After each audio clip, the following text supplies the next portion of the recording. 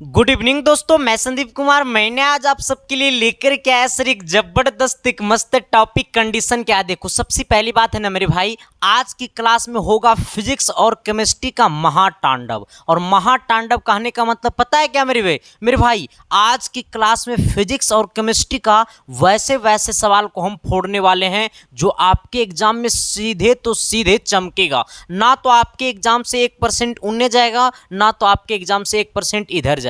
सीधे तो सीधे कनेक्शन आपके एग्जाम से होगा ये सभी सवाल का। ठीक है सर। और आज की क्लास में फिजिक्स और केमिस्ट्री में सबसे ज्यादा न्यूमेरिकल है मेरे भाई, थ्योरी नाम मात्रम है। ठीक है सर। कॉन्सेप्टुअल क्वेश्चन जो आता है ना सर, वो नाम मात्रम है, मतलब 2-3 क्वेश्चन होगा, लेकिन सबका सब आपको न्यूमेरिकल है। ठीक है, तो चलते हैं सर, आज की क्लास को कर देता हूं आगाज। बस आप सब ऐसा ही प्यार देते रहना मेरे भाई।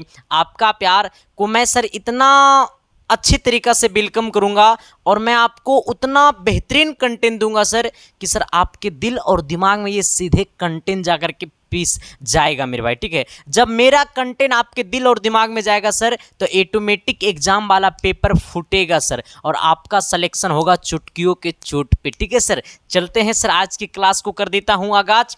क्लास शुरू करने से पहले बस इतना ही कहना चाहूँगा कि चैनल पे पहली बार आए हो ना, तो शिद्दत से, प्यार से, मोहब्बत से चैनल को सब्सक्राइब कर देना और हर दोस्तों तक शेयर कर देना, ताकि सर जब सही चीज़ों को सही जगह नहीं पहुँचाओगे ना, तो लोग सही चीज़ पढ़ाना छोड़ देंगे। लेकिन सर आपने तो बहुत प्यार दिया, बस ऐसा ही प्यार देते रहना मेरे भाई। ठीक है सर, चलते हैं सर, आज की क्लास का पहला सवाल। ये पहला सवाल क्या कहता है, जरा गौर करना सर।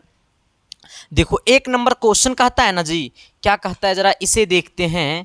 कहता है ना सर कि 2 वस्तुएं का ताप इतना और इतना है। मेरी बात को समझना, 2 वस्तु हैं जिनका ताप, ये पहले फिजिक्स का सवाल है। ठीक है, कहता है 2 वस्तुएं का ताप कितना है सर, इतना और इतना है। इस बात को समझना कि टेम्परेचर, पहला टेम्परेचर जो है मेरे भाई, वो आपको कितना है sir, 327 degree Celsius, 327 degree Celsius.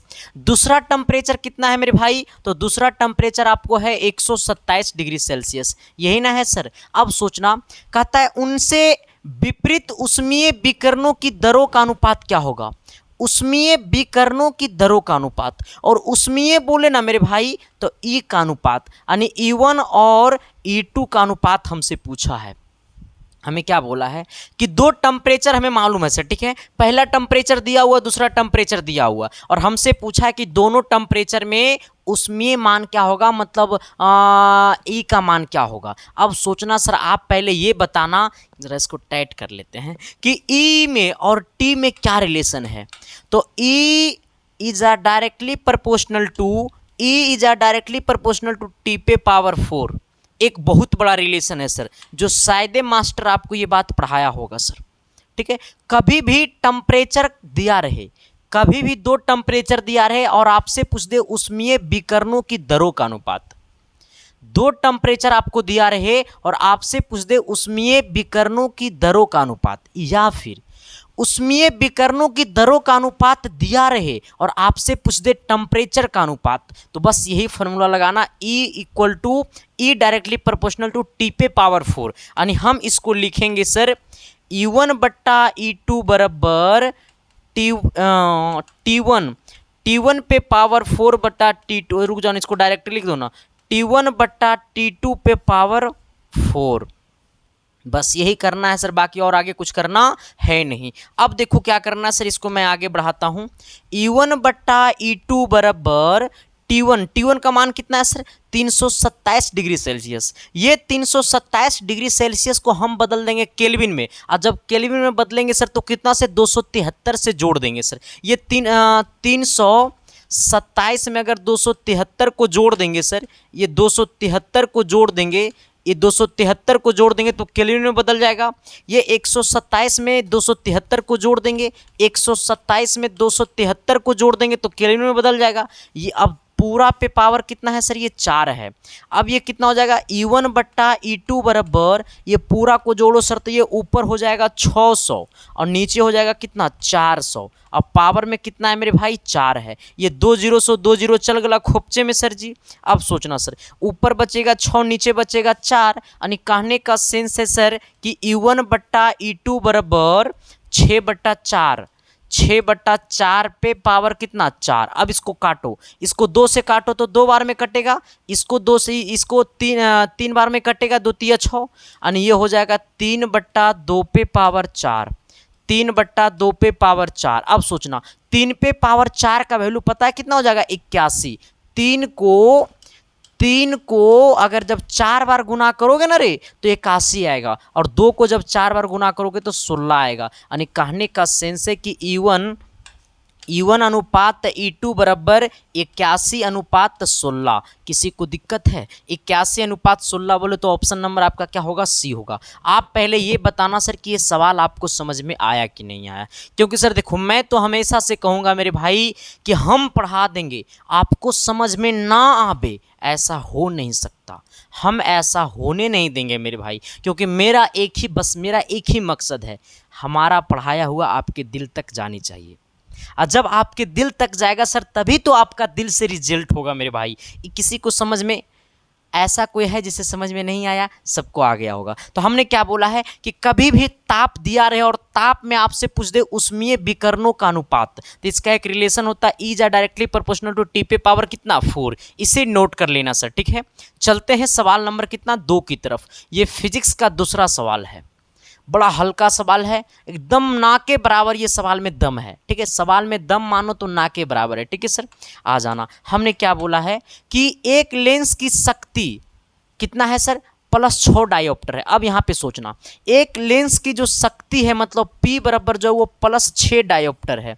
कहता है लेंस की फोकस दूरी क्या होगा, मतलब F बराबर वाट।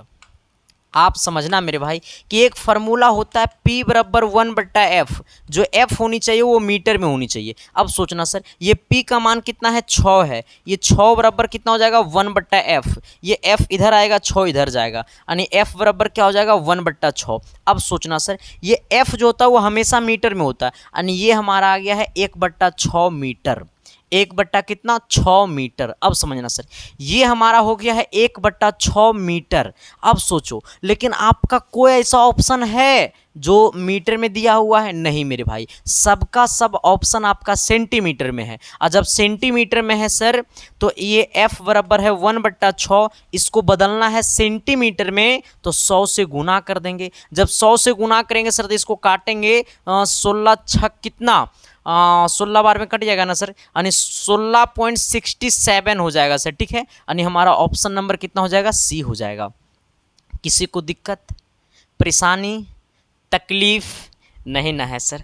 होने नहीं देंगे। काहे को टेंशन लेता है? टेंशन नहीं लेना है सर, टेंशन देना है, क्योंकि टेंशन देने से समस्या का सोल्यूशन होता है और टेंशन लेने से समस्या का सोल्यूशन नहीं होता है मेरे भाई, ठीक है सर। बस ऐसा ही आप लोग सपोर्ट करते रहना सर, और क्लास अगर अच्छा लग रहा है ना मेरे भाई तो पक्का लाइक करके सब्सक्राइब कर देना, ठीक है सर। बस लोगों तक शेयर करना, हर घर तक शिक्षा पहुँचाना, क्योंकि इंसान जो होता है वो शिक्षे से गरीब होता है मेरे भाई, पैसे से गरीब नहीं होता है मेरे भाई। क्योंकि जिस इंसान के पास शिक्षा है तो वो पैसा कहीं से भी ला सकता है, लेकिन जिस इंसान के पास पैसा है लेकिन उसके पास शिक्षा नहीं है तो वो सब पैसा उड़ करके चल जाएगा, ठीक है। हमने सही बोला ना सर? तो इंसान के पास शिक्षा बहुत ज़रूरी है मेरे भाई, तो बस हर घर तक शिक्षा को पहुंचा देना, बस फ्री ऑफ कॉस्ट शिक्षा मेरा देने का बस यही एक मकसद है, ठीक है सर। आ जाना सवाल नंबर 3। अच्छा ये 3 नंबर सवाल देखे में लम्भर लगा था, है ना, केकरा केकरा के लम्भर लगा था।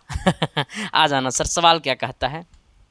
कहता है एक वस्तु विरामावस्था से चलना प्रारंभ करती है। आए आए आए, एगो वस्तु है जो विरामा अवस्था से चलना प्रारंभ करती है, और जब वस्तु विरामा अवस्था से चलना प्रारंभ करती है एकर मतलब प्रारंभिक वेग 0।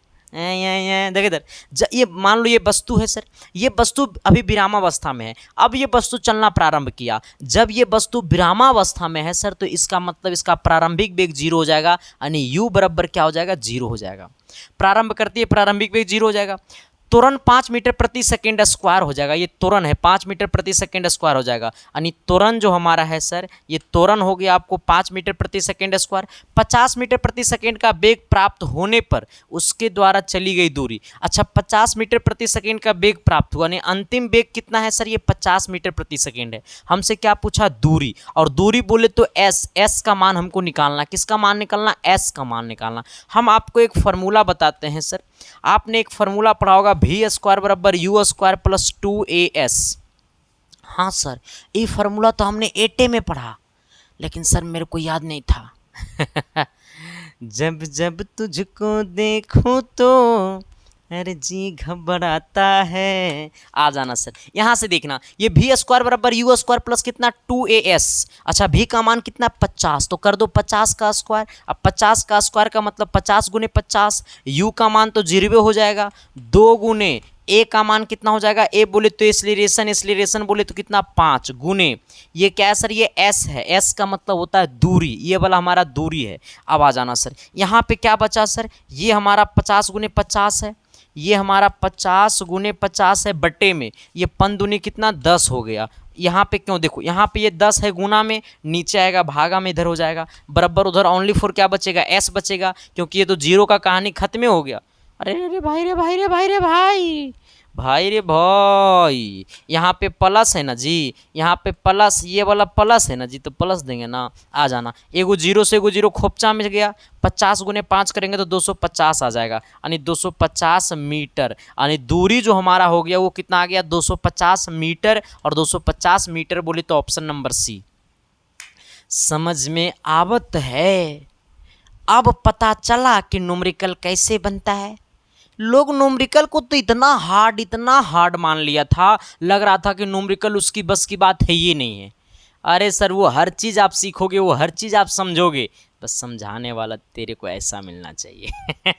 ठीक है सर। देखो सर, मैं तो इतना ही कहूँगा ना मेरे भाई कि सफलता अगर सच में पाना है तो सच्चे दिल से मेहनत करना होगा मेरे भाई। कहता है ना सर कि जिंदगी में सबको सब कुछ विरासत में मिल जाए तो फिक्र किस बात की। अरे जिंदगी में सबको सब कुछ विरासत में मिल जाए तो फिक्र किस बात की, कई रातें बितानी पड़ती है किताबों के साथ। I am not interested in बाबू सोना, I am interested in successful होना। नो इंटरेस्टेड बाबू सोना, I am interested in successful होना। क्योंकि सर जिस दिन सक्सेसफुल हो जाओगे ना तो बाबू सोना का बथेरे लग जाएगा। इसलिए देखता है आई एम सिंगल लाइफ। जिंदगी में खुश रहना है तो खुद से प्यार कर लो रे। बस इतने में तो काम में ठीक हो जाएगा सर। ठीक है, चलो सबको समझ में आया कि नहीं आया, पहले ये बता देना सर। सबको समझ में आ गया? जब आ गया सर तो सवाल नंबर अगला की तरफ बढ़ना चाहिए। अगला क्वेश्चन क्या कहता है, सवाल नंबर 4। अच्छा, ये 4 नंबर सवाल बनाने से पहले मैं आपको एक चीज़ बताना चाहूँगा सर कि सच में आपको सिलेक्शन पाना है सर तो अभी से भी आपको सब कुछ त्यागना होगा और अभी से आपको एक अलग अंदाज में तैयारी करना होगा सर। इसके लिए हम आपके लिए लेकर के आए हैं 1200 सेलेक्टेड गेस क्वेश्चन। ये 1200 सेलेक्टेड गेस क्वेश्चन कहने का मतलब है ना मेरे भाई, हम आपको 400 फिजिक्स है, 400 केमिस्ट्री है, 400 मैथ है, हमने 12 रात से ज़्यादा जगह है तब जाकर के ये 1200 सिलेक्टेड गेस क्वेश्चन हमने अपने हाथों से लिखा है। हमने अपने हाथों से ये 1200 सिलेक्टेड गेस क्वेश्चन को लिखा है और हमने अपने हाथों से इस 1200 गेस क्वेश्चन में हमने सॉल्यूशन डाला है सर। ये पीडीएफ में सिर्फ क्वेश्चन ही नहीं है, क्वेश्चन के साथ साथ इस पीडीएफ में सॉल्यूशन भी है मेरे भाई। तो बस सोच लो सर कि मेरा सॉल्यूशन है तो कितना अच्छा होगा। ठीक है सर, तो जिन किसी को लेना है सर तो अब इसका ऑफर आ गया है सर, मात्र आपको ये 80 रुपये में मिल रहा है सर। 80 में मामला फंसी, इसीलिए हमने कर दिया इसका फीस 80।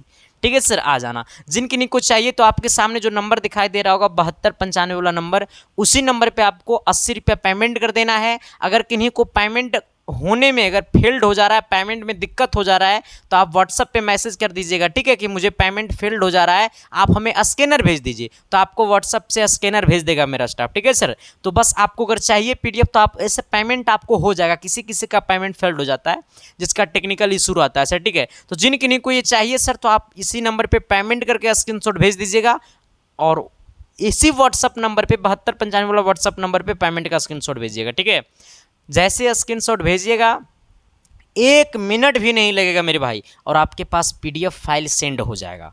ठीक है सर, आप बाकी मज़े मज़े में पढ़ते रहना, सिलेक्शन को 4 चांद लगाते रहना। ठीक है सर, चलते हैं क्लास को आगे बढ़ाते हैं और आते हैं सवाल नंबर कितना, तो सवाल नंबर 4 की तरफ। कहता है एक प्रकाश की किरण वायु से जब द्रव में जाती है, आया एगो प्रकाश की किरण है जो कि वायु से कहाँ जाती है, द्रव में जाती है, तो 15 डिग्री के कोण पर विचलित हो जाती है। यदि आपतन कोण का मान 60 डिग्री हो तो द्रव का अपवर्तनांक क्या होगा।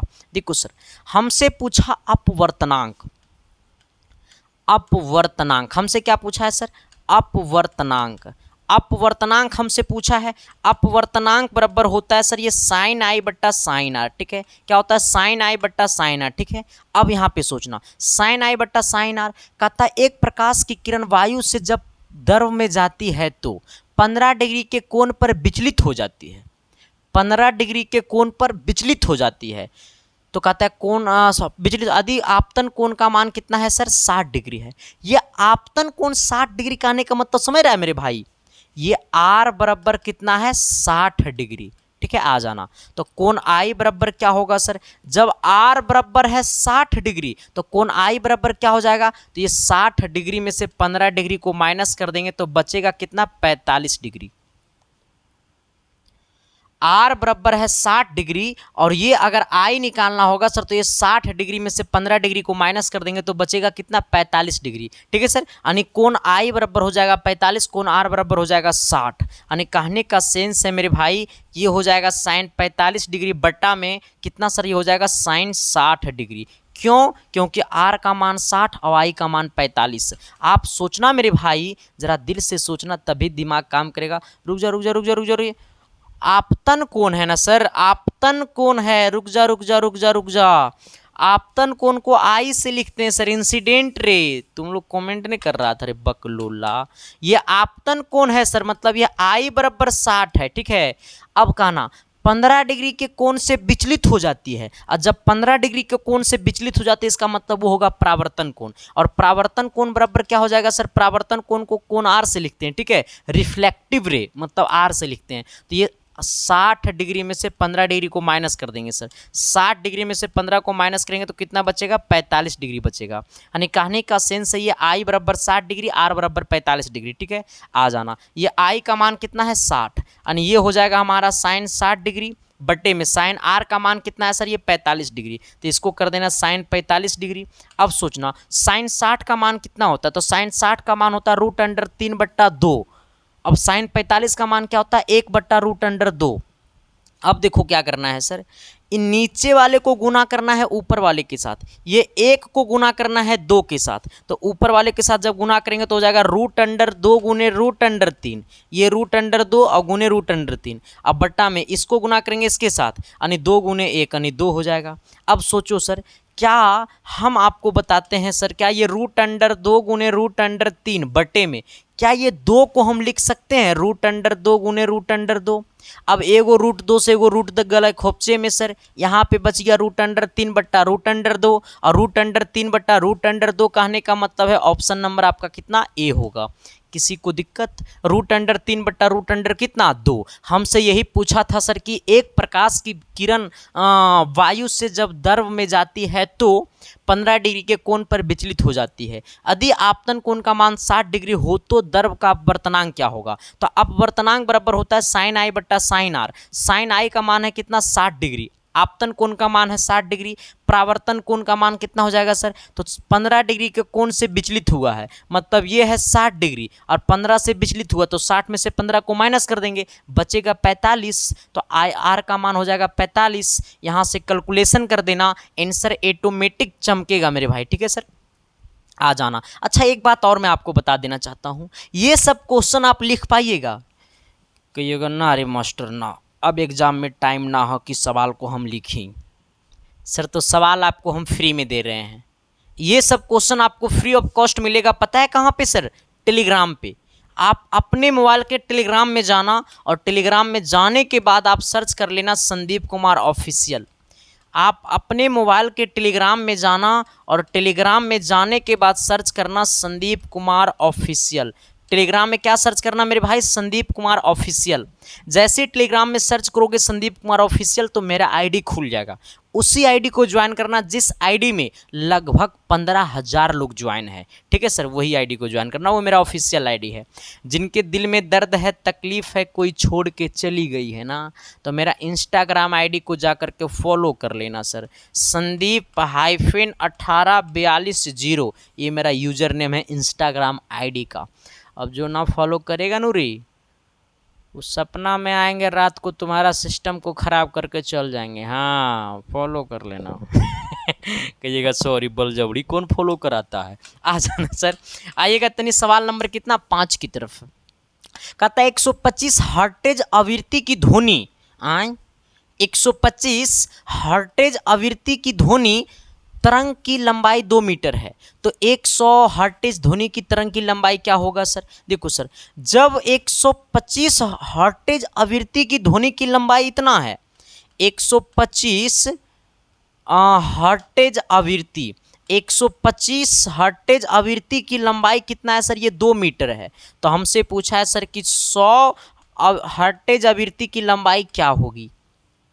125 हर्टेज आवृत्ति की लंबाई 2 मीटर है, तो 100 हर्टेज आवृत्ति की लंबाई क्या होगी? हमसे यही पूछा है। क्या पूछा है सर? कि 125 हर्टेज आवृत्ति की ध्वनि की लंबाई 2 मीटर है, तो 100 हर्टेज की ध्वनि की लंबाई क्या होगा सर? जरा ये बता देना। तो इसका एक रिलेशन होता है सर, पता है क्या होता है सर? मैं आपको बताता हूँ। N1 डेल्टा 1 बराबर N2 डेल्टा 2, N1 डेल्टा 1 बराबर N2 डेल्टा 2। ठीक है सर, N1 डेल्टा 1 बराबर N2 डेल्टा 2। अब सोचना सर, कहिएगा सर ये N का है, तो ये जो N है ना सर, ये आवृत्ति है। ठीक है सर, आ जाना। ये पहला आवृत्ति, ये दूसरा आवृत्ति, तो इसको हम अच्छा से लिख देते हैं सर, आ जाना। ये पहला आवृत्ति का मान कितना है? 125 हर्टेज। दूसरा आवृत्ति का मान कितना है मेरे भाई? 100 हर्टेज। अब सोचना यहाँ पे कि पहला का लंबाई कितना है सर? तो पहला का लंबाई डेल्टा 1 कितना है सर? 2 मीटर है। तो हमसे पूछा दूसरा का लंबाई मतलब डेल्टा 2 का मान पूछा है। तो एक रिलेशन होता है सर, N1 डेल्टा 1 बराबर N2 डेल्टा 2। कभी भी सवाल की क्वालिटी जब ऐसा तुम्हें दिखे ना, कभी भी जिंदगी में, कभी भी अगर तुम्हें सवाल की क्वालिटी ऐसा दिखे सर, तो संदीप कुमार को याद कर लेना। N1 डेल्टा 1 बराबर N2 डेल्टा 2। ठीक है सर, आ जाना। गामा, इसको गामा बोलता है शायद सर, पता नहीं क्या बोलता है इसको, फाई गामा क्या बोलता है मुझे पता नहीं। ठीक है सर, आ जाना। लेकिन इसको ध्वनि तरंग दैर्घ्य से आवृत्ति इसको इंडिकेट किया जाता है। ठीक है सर, आ जाना। अब ये N1 का मान कितना है सर? 125 है, तो 125 गुने डेल्टा 1 का मान कितना है सर? 2 है, तो इसको 2 कर देना बराबर। N2 का मान कितना है सर? जरा ये बताना, आए बताओ ना रे। N2 का मान कितना है सर? ये 100 है, तो इसको 100 लिखो, लेकिन इसको यहाँ पे डेल्टा 2 लिखो, आ जाना। इससे इधर आएगा तो ये हो जाएगा सर, पता है कितना? 125 गुने 2 अब बट्टे में कितना? 100, अब बराबर में कितना? डेल्टा 2। अब यहाँ पे आना सर, इसको काटो पहले, 25 से काटो तो 25 चौका 100, 4 बार में 25 पचे 25 से 5 बार में, ये हो गया 5 दूनी 10 और 10 बट्टा कितना? 4। यानी कहने का सेंस ये हो गया 10 और 10 बट्टा 4 बराबर कितना? डेल्टा 2। इसको काटो सर, तो ये 4 से काटेंगे ना तो 4 दूनी 8, 2 बार में, और ये हो गया कितना? 2 बचेगा तो 0 हो जाएगा, यानी 5 चौक 20, यानी 5 बार में, यानी हो गया 2.5 बराबर कितना? डेल्टा 2। यानी दूसरा तरंग दैर्घ्य की जो लंबाई होगा मेरे भाई वो कितना हो जाएगा? 2.5 मीटर हो जाएगा। क्योंकि 100 हर्टेज की आवृत्ति में इतना लंबाई, तो 125 हर्टेज आवृत्ति की लंबाई में इतना, 125 हर्टेज आवृत्ति की ध्वनि की लंबाई इतना है, तो 100 हर्टेज आवृत्ति ध्वनि की लंबाई क्या होगा? तो 2.5 मीटर होगा। ठीक है सर, 125 में इतना, तो 100 में कितना? तो 100 में 2.5। ठीक है, 125 में इतना, तो 100 में कितना? तो 100 में 2.5। हमने क्या बोला है? सवाल बुझाई छो।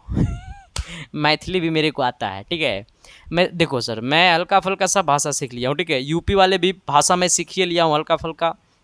कुछ राजस्थान के बच्चे कॉल करते हैं तो उनका भी भाषा हल्का फुल्का सीखिए लिया हूँ। ठीक है सर, आ जाना। बाकी मगही तो मेरा भाषा ही है सर। ठीक है, आ जाना। भोजपुरी तो सर मैं बोल ही लेता हूँ हल्का फुल्का, सब हल्के फुल्के आता है, एक को पूरा नहीं आता है सर। ठीक है, आ जाना। हल्का फुल्का, मैं हल्के फुल्के टीचर भी हूँ सर। ठीक है, लेकिन हल्के फुल्के में सब पे भारी पड़ गया हूँ।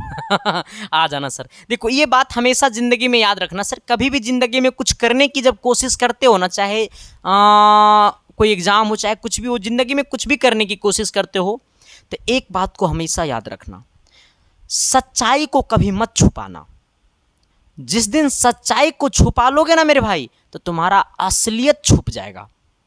ठीक है सर। तो जिंदगी में सच्चाई को कभी मत छुपाना। अगर जिंदगी में समाज का आईना बनना है तो जिंदगी में सच्चाई को कभी मत छुपाना और सच्चाई के सामने कभी मत झुकना। ये बात मैं तुम्हें हमेशा से कहूँगा।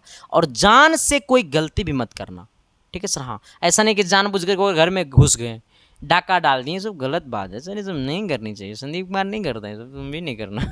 आ जाना सर। किसी को प्रॉब्लम यहाँ तक में सर नहीं ना है, सवाल नंबर कितना आना, 6 की तरफ आना। आज तुम लोग कह रहा कि मास्टर न्यूमेरिकल भी खाली काहे करा रहा है जी। आइएगा तनी सवाल पहले पढ़ देते हैं, फिर क्वेश्चन को छोटा कर देते हैं। कहता है 4 किलोग्राम द्रव्यमान की एक वस्तु समान गति 10 मीटर प्रति सेकेंड की चाल से चल रही है। यदि 6 किलोग्राम की दूसरी वस्तु से टकराती है तो दोनों एक साथ एक ही दिशा में चलने लगती है। इन दोनों वस्तुओं की चाल क्या होगी? सर हमरा तो सवाल नहीं बुझाया। सवाल की बोला नहीं बोला हमरा तनिको नहीं बुझाया। बहुत सारे बच्चे के दिमाग में ये बात चल गया होगा कि सर हमरा आपका सवाल नहीं बुझाया। देखो सर, एक फार्मूला होता है, पता है क्या? रैखिक संवेग संरक्षण का नियम क्या होता है मेरे भाई? रेखीय होता है, रेखीय नहीं होता, रेखीय होता है सर। ठीक है, आ जाना। रेखीय संवेग संरक्षण का नियम, संरक्षण का सिद्धांत या नियम कह सकते हैं। ये होता है m1v1 प्लस m2v2 बराबर m1 प्लस m2 और इनटू में क्या कर लेंगे, भी कर लेंगे सर। काहे को टेंशन लेना है जी? अरे नहीं, अभी को मैंने दोनों में देखो ऐसे नहीं समझा। इसका रूल होता है, यहाँ पे v1 v2 होता है, लेकिन यहाँ पे एक वो वेलोसिटी होता है, यानी दोनों में सेम वेलोसिटी होता है। इसको हमने कॉमन कर लिया। अब सवाल को सोचना, 4 किलोग्राम द्रव्यमान मतलब m1 का मान कितना हो गया? 4 हो गया। दूसरा कितना है मेरे भाई? 6 किलोग्राम द्रव्यमान, यानी m2 का मान कितना हो गया सर? ये 6 हो गया। पहला कहता है 10 मीटर प्रति सेकंड की वेग से जाता है, यानी v1 बराबर कितना हो गया? 10 मीटर प्रति सेकंड की वेग से जाता है, यानी v1 का मान हमारा कितना हो जाएगा? 10 हो जाएगा सर। आ जाना। फिर कहता है 10 मीटर प्रति सेकंड की चल रही है, 6 किलोग्राम की दूसरी वस्तु से टकराती है तथा दोनों एक समान एक ही दिशा में चलने लगती है। अब सोचो सर, पहला जा रहा 10 मीटर प्रति सेकंड की वेग से, दूसरा से टकरा गया, और दूसरा से जब टकराएगा तो वो वस्तु कुछ देर के लिए रुक जाएगा। नहीं समझा रहे? एगो 10 मीटर प्रति सेकंड की वेग से जा रहा है और दूसरी वस्तु से वो टकरा गया, और जब दूसरी वस्तु से टकरा जाएगा सर, जैसे ये वस्तु इधर, ये वस्तु हम लेकर के जा रहे हैं, 10 मीटर प्रति सेकंड से जा रहा है मेरा हैंड, अब इससे टकरा गया। जैसे इससे टकराया तो इसका मतलब फाइनल वेलोसिटी हमारा v2 का जो मान हो जाएगा वो 0 ले लेना। ठीक है सर। कहता है इन दोनों वस्तुओं से चली चाल। अब कहता है सर कि दोनों वस्तुओं के द्वारा मिश्रित चाल क्या होगा? तो m1 v1, m1 का मान कितना? 4, और गुने v1 का मान कितना? 10, m2 का मान कितना मेरे भाई? 6, v2 का मान क्या है? 0, m1 प्लस m2, m1 का मान 4 और 6, यानी 4 और प्लस 6 और गुने में कितना? v, यही वाला तो v निकालना है सर। आइएगा, ये 10 चौक कितना हो जाएगा? 40, प्लस में ये 0 गुने 6 करेंगे तो 0 भी हो जाएगा, तो 10 चौक 40 डायरेक्टली लिखो बराबर में, इसको करो सर तो ये हो जाएगा कितना? 10 भी हो जाएगा। ये 10 गुना में नीचे आएगा भागा में, तो 40/10, 40/10 बराबर भी, तो ये हो जाएगा 10 चौक 40, यानी 4 बराबर कितना हो जाएगा? भी, यानी भी का मान कितना हो जाएगा? 4, यानी 4 मीटर प्रति सेकेंड हो जाएगा भी का मान, जो कि ऑप्शन नंबर आपको सी में देखने को मिल रहा है। सवाल समझ में आ रहा है कि नहीं आ रहा है जी? बुझा रहा है कि नहीं बुझा रहा है? अच्छा पहले ये बताना सर कि सवाल समझ में सच में आ रहा है कि नहीं आ रहा है। देखो हमने क्या बोला है कि रेखीय संवेग संरक्षण का नियम, तो तुम लोग कमेंट कर देगा कि सर आप पढ़ाइएगा और सवाल समझ में नहीं आएगा, ऐसा हो नहीं सकता है, ऐसा होने नहीं देंगे। सच्ची बात है सर, ऐसा होने नहीं देंगे क्या? चलो सर आ जाना। क्या कहता है अगला, जरा गौर कीजिएगा सर। ये सच में पहले ये बताना कि ये सबको समझ में आया कि नहीं आया, ये सबको बुझाया कि नहीं बुझाया, दिल तक गया कि नहीं गया सर? चल गया ना, तो चलते हैं आगे वाला सवाल की तरफ आते हैं। सवाल नंबर कितना? 7। ये 7 नंबर क्वेश्चन बड़ा अच्छा है सर, और बड़ा मतलब शॉर्ट क्वेश्चन है, छोटा क्वेश्चन है, ठीक है, लेकिन सवाल बहुत अच्छा है, और ये क्वेश्चन आपके एग्जाम में पूछा हुआ भी है।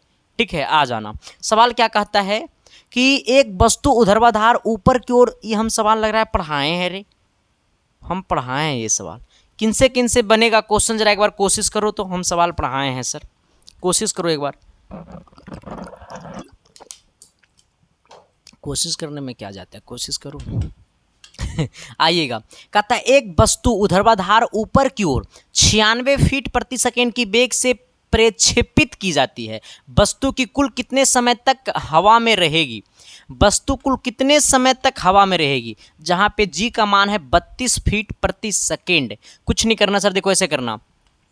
भी का मान कितना है सर? ये 96 है। 96 फीट प्रति सेकेंड की वेग से जा रहा है तो भी का मान 96 हो गया। जहां पे ए बोले तो जी, ये जी का मान कितना है सर? ये जी बराबर आपको है सर 32 फीट। ठीक है, हमसे क्या पूछा है? कितने समय तक हवा में रहेगी? एक फार्मूला होता है भी बराबर यू प्लस जी टी। भी बराबर यू प्लस कितना? G T. पता है कि नहीं पता है? आ जाना। भी का मान कितना है? 96 इक्वल टू। अब सोचो सर, एक वस्तु ऊर्ध्वाधर ऊपर की ओर जा रहा है, और जब वस्तु ऊपर की ओर जा रहा होगा सर तो इसका मतलब वो वस्तु रुकल ना होगा जी। तो वस्तु जब रुकल होगा तो फाइनल इनिशियल वेलोसिटी क्या कर देना? 0, मतलब प्रारंभिक वेग 0 कर देना। जी का मान कितना है? 32, और गुने में क्या कर देना? टी। अब सोचना सर ये 32 आएगा इन्हें बट्टा में, यानी 96 बट्टा कितना हो जाएगा? 32। अब बराबर में कितना हो जाएगा? 3। 3 से कटेगा मेरे भाई, यानी कहने का सेंस है टाइम कितना हो गया? 3 सेकेंड हो गया, जो कि सर आपको ऑप्शन नंबर आपको ए में देखने को मिल रहा है। टाइम कितना सेकेंड मेरे भाई? 3 सेकेंड, जो कि कहाँ देखने को मिल रहा है? तो ऑप्शन नंबर आपको ए में देखने को मिल रहा है। सवाल समझ में आवे छे कि ना आवे छे? सबको बुझा गया होगा ना क्वेश्चन सर, क्योंकि क्वेश्चन एक्चुअली हम ये पहले पढ़ा चुके हैं। ठीक है, चलिए आते हैं सवाल नंबर कितना? 8 की तरफ। ये 8 नंबर क्वेश्चन क्या कहता है, तनी गौर कीजिएगा। कहता है एक व्यक्ति जिसकी सुस्पष्ट अस्पष्ट देखने की न्यूनतम दूरी, ये सुस्पष्ट नहीं है सर। एक व्यक्ति जिसे स्पष्ट देखने की न्यूनतम दूरी 30 सेंटीमीटर है। एक व्यक्ति है जिसे स्पष्ट देखने की न्यूनतम दूरी 30 सेंटीमीटर है, यानी डी बराबर 30 सेंटीमीटर। 4 सेंटीमीटर फोकस दूरी का उत्तल लेंस है। 4 सेंटीमीटर फोकस दूरी का उत्तल लेंस है, यानी एफ बराबर 4। तो आवर्धन कांच के रूप में प्रयोग क्या करता है? तो द्रव का आवर्धन क्या होगा? देखो सर, आवर्धन पूछा ना हमसे। हमसे क्या पूछा? आवर्धन। हमसे क्या पूछा सर? आवर्धन। आवर्धन बराबर होता है मेरे भाई 1 प्लस डी बट्टा एफ। ना याद है? अरे याद है कि नहीं है ना सर? पता है अभी ना गर्मी की इतना गर्मी है ना, इतना गर्मी है कि हम बता नहीं सकते हैं। पहले हम ठंडी में सर, अभी भी हम ठंडी में बड़ा कम नहाते हैं। ठंडी से मतलब पानी में हमको बड़ा डर लगता है। अभी गर्मी में ना मतलब लगभग ऑनलाइन से 3-4 क्लास लेते हैं ना, तो हमेशा नहा लेते हैं। मतलब पहले नहाने से पहले ऑनलाइन क्लास, फिर मतलब पहले मैंने नहाने से नहाने के पहले नहीं, मतलब नहा ली, जैसे ऑनलाइन क्लास ले लिया फिर नहाना पड़ेगा। इतना पसीने चलता है, ये फैन तैन से काम चलता है रे। आ जाना। और एसी में मुझे रहना पसंद नहीं है सर। आ जाना। 1 प्लस डी का मान कितना है सर? ये 30 है। ठीक है, आ जाना। बट्टे में एफ कितना है मेरे भाई? 4 है। इसको देखो क्या करो, 4 को एलसीएम कर लो। जैसे 4 को एलसीएम करेंगे तो 4 प्लस कितना हो जाएगा? 30 बराबर कितना हो जाएगा? 34/4। ये 34/4 बोले ना सर, तो इसको काटो। 8 चौक 32, 8 चौक 32, यानी यहाँ पे फिर यानी 8 पॉइंट कितना? 5 बचेगा। 8 चौक 32, और यहाँ 2 बचेगा। 2 तो 5 चौक 20 हो जाएगा, वो 0 हो जाएगा यहाँ पे वो, तो 5 चौक 20 हो जाएगा, यानी कितना? 8.5 हो जाएगा। कितना मेरे भाई? 8.5 हो जाएगा, जो कि ऑप्शन नंबर कहाँ हो जाएगा? सी में हो जाएगा। हमने क्या बोला है कि एक व्यक्ति जिसकी स्पष्ट देखने की न्यूनतम दूरी 30 सेंटीमीटर है। जो स्पष्ट देखने की न्यूनतम दूरी दिया रहेगा ना सर, उसी को हम लोग कहेंगे डी। जो स्पष्ट देखने की न्यूनतम दूरी दिया रहेगा सर, उसी को हम लोग कहेंगे डी, यानी डी बराबर 30 सेंटीमीटर। एफ बराबर हमें बोला 4 सेंटीमीटर। उत्तल लेंस है, इसलिए इसका फोकस क्या होगा? प्लस होगा सर। ठीक है, अवतल लेंस होता तो फोकस माइनस होता। ठीक है, चलो आते हैं सवाल नंबर कितना? 9। ये 9 नंबर क्वेश्चन होगा ना जी। चलो ये 9 नंबर सवाल क्या कहता है, तनी गौर कीजिएगा सर। ये सवाल नंबर 9 कहता है ना सर क्या कि ना देखूं तो कहता 25 वाट और 100 वाट के 2 बल्बों प्रतिरोध का अनुपात क्या होगा? वोल्टेज समान है। देखो सर, हमें पूछा प्रतिरोध ने R1/R2 बराबर V2/V1, V2 का मान कितना है 100 और बट्टा में कितना है सर 25, यानी कितना 25 चौका 100, रुक जाओ 25 चौका 100 यानी 4:1 हो जाएगा। ठीक है सर, आ जाना, यानी 4 कितना 1 हो जाएगा। ऑप्शन नंबर आपका ए हो जाएगा। ठीक है, चलो आते हैं सवाल नंबर कितना, ये 10 की तरफ। 10 नंबर क्वेश्चन क्या कहता है कि घरों में मुख्य लाइन में तार होती है। घर का जो मुख्य लाइन होता है सर, घर में जो मुख्य लाइन लगा होता है, इसमें जो तार होता है, एक गर्म होता है एवं एक क्या होता है सर, ये ठंडा होता है। ठीक है, आ जाना। हमने क्या बोला है कि घरों में मुख्य लाइन के तार होती है कौन, तो घरों में जो मुख्य लाइन का तार होता है एक गर्म होता है, दूसरा क्या होता है ठंडा होता है। हम लोग के जो घर में मुख्य लाइन का जो तार होती है सर, उसमें से एक गर्म होता है, दूसरा क्या होता है ठंडा होता है। ये सब तो एकदम कॉमन वाली सवालें हैं सर। ठीक है, आ जाना 11 नंबर की तरफ। अभी केमिस्ट्री का क्वेश्चन करवाना है सर, पहले 20 को फिजिक्स का फोड़ लेते हैं। कहता है सामान्यतः प्रयोग में होने वाली फ्यूज तार बनी होती है किसकी। देखो सर, हम लोग के जो फ्यूज होता है सर, बोर्ड में जो फ्यूज लगा होता है वो सामान्यतः किसकी बनी होती है। बोर्ड में जो फ्यूज होता है वो सामान्यतः किसकी बनी होती है सर, तो बोर्ड में जो फ्यूज होता है ना मेरे भाई, वो किसका बना होता है, तो फ्यूज जो बना होता है सर, तो वो पहली बात है कि फ्यूज होता है तांबा का बना हुआ। आ जाना। फ्यूज आपको टीन का भी मिलेगा। आ जाना। फ्यूज आपको शीशे के भी मिलेगा। ठीक है सर, शीशे के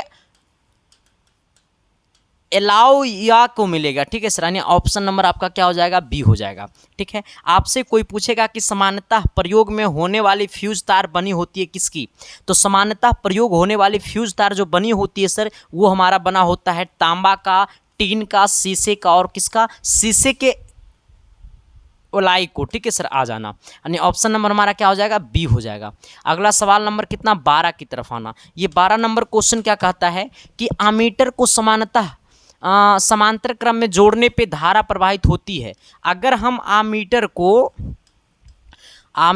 जोड़ देंगे सर समांतर क्रम मतलब इस प्रकार से, अगर अमीटर को जोड़ देंगे समांतर क्रम में, जो हमें समांतर क्रम में, तब जो धारा प्रवाहित होगी सर वो पहले से क्या होगा, अधिक होगा। पहले से क्या होगा, अधिक होगा। अगर अमीटर को समांतर क्रम में जोड़ने पे धारा प्रवाहित होती है तो अधिक होती है। ये बात बड़ा अच्छा है। ठीक है, और ये बात आपका एग्जाम पूछता भी है। आपसे पूछा कि अमीटर को समांतर क्रम में जोड़ने पे धारा प्रवाहित होती है, तो जब अमीटर को समांतर क्रम में जोड़ेंगे तो जो धारा प्रवाहित होती है वो हमारा क्या होता है सर, अधिक होती है। ठीक है, अमीटर को जब समांतर क्रम में जोड़ेंगे तो धारा प्रवाहित अधिक होती है। आना सवाल नंबर कितना 13 की तरफ। ये 13 नंबर सवाल क्या कहता है कि वोल्ट मीटर को श्रेणी क्रम में जोड़ने पे धारा का मान हो जाएगा। अच्छा, ये वोल्ट मीटर को किस में जोड़ेंगे सर, ये श्रेणी क्रम में जोड़ेंगे। ये श्रेणी क्रम में जोड़ेंगे। जैसे वोल्ट मीटर को श्रेणी क्रम में जोड़ेंगे सर, वोल्ट मीटर को श्रेणी क्रम में जोड़ेंगे ना सर, तो धारा जो होगा ना, वो धारा क्या हो जाएगा, शून्य हो जाएगा। हमने क्या बोला है कि वोल्ट मीटर को जोड़ेंगे श्रेणी क्रम में, धारा हो जाएगा शून्य। वोल्ट मीटर को जोड़ेंगे श्रेणी क्रम में, धारा हो जाएगा शून्य। हमने क्या बोला है कि वोल्ट मीटर को जोड़ेंगे श्रेणी क्रम में, धारा हो जाएगा शून्य। वोल्ट मीटर को जोड़ेंगे श्रेणी क्रम में, धारा ऑटोमेटिक क्या हो जाएगा, शून्य। इस बात को पहले नोट कर लेना। हमने क्या बोला कि जब मीटर को जोड़ेंगे समांतर क्रम में तो धारा बढ़ जाएगा। ठीक है सर, आ जाना। लेकिन जब वोल्ट मीटर को जोड़ेंगे श्रेणी क्रम में तो धारा हो जाएगा शून्य। इस बात को थोड़ा सा यहाँ पे कंफ्यूज है। जब वोल्ट मीटर को जोड़ेंगे समांतर क्रम में, जो पिछला वाला सवाल था, जब वोल्ट मीटर को मीटर को जोड़ेंगे समांतर क्रम में तो धारा बढ़ जाता है, लेकिन जब वोल्ट मीटर को जोड़ेंगे श्रेणी क्रम में तो शून्य हो जाता है धारा। ठीक है सर, चलो आते हैं सवाल नंबर कितना 14 की तरफ। ये 14 नंबर सवाल क्या कहता है, तनी गौर कीजिएगा सर जी। कहता है ना कि किसी प्रत्यावर्ती धारा के लिए एकमात्र सत्य कथन कौन सा है। कोई भी धारा अगर प्रत्यावर्ती धारा है, धारा दो प्रकार का होता है। एक होता है प्रत्यावर्ती धारा का मतलब होता है एसी, मतलब अल्टरनेटिंग करंट। धारा दो प्रकार का होता है, एक होता है डीसी, एक होता है एसी। डीसी का मतलब डायरेक्ट करंट जिसको हम लोग कहते हैं दृष्ट धारा। एक होता है एसी, एसी का मतलब प्रत्यावर्ती धारा जिसको हम लोग कहते हैं अल्टरनेटिंग करंट। आ जाना। हमसे क्या पूछा सर कि किसी प्रत्यावर्ती धारा के लिए एकमात्र सत्य कथन कौन सा है। ये 4 ऑप्शन में से सत्य कथन कौन सा है। कहता है केवल धारा की दिशा आवर्त रूप में परिवर्तित होती है।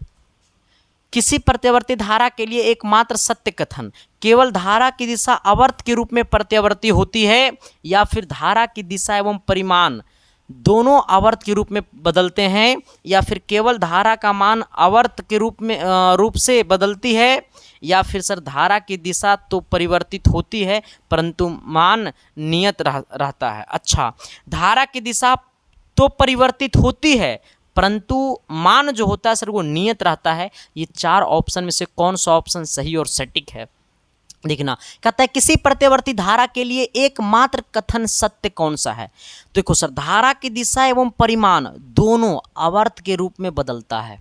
हमने क्या बोला, धारा की दिशा एवं परिमाण, धारा की दिशा एवं परिमाण दोनों आवर्त के रूप में क्या होती है, बदलती है। किसमें, प्रत्यावर्ती धारा में। ठीक है, हमसे पूछा किसी प्रत्यावर्ती धारा के लिए एकमात्र कथन कौन सा है, तो धारा की दिशा एवं परिमाण दोनों आवर्त के रूप में क्या होता है सर, बदलता है। धारा की दिशा एवं परिमाण दोनों आवर्त के रूप में क्या होता है, बदलते हैं। ऑप्शन नंबर बी हो जाएगा। अगला आना सवाल नंबर 15 की तरफ। ये 15 नंबर सवाल क्या कहता है जी, कि एक तरंग एक माध्यम से दूसरे माध्यम में जाती तो तरंग का रंग नहीं बदलती है। तरंग का नहीं बदलती, क्या नहीं बदलती है, देखो सर, कहता है एक तरंग एक माध्यम से दूसरे माध्यम में जाती है तो तरंग का क्या नहीं बदलता है, आ जाना। कहता है क्या, कि एक तरंग एक माध्यम से दूसरे माध्यम में जाती है। कोई तरंग है जो एक माध्यम से दूसरे माध्यम में जाता है, कोई तरंग एक माध्यम से दूसरे माध्यम में जाती है तो तरंग का क्या नहीं बदलता है। जब तरंग एक माध्यम से दूसरे माध्यम में जाएगा तो तरंग का क्या नहीं बदलेगा, हमें ये बताना है सर।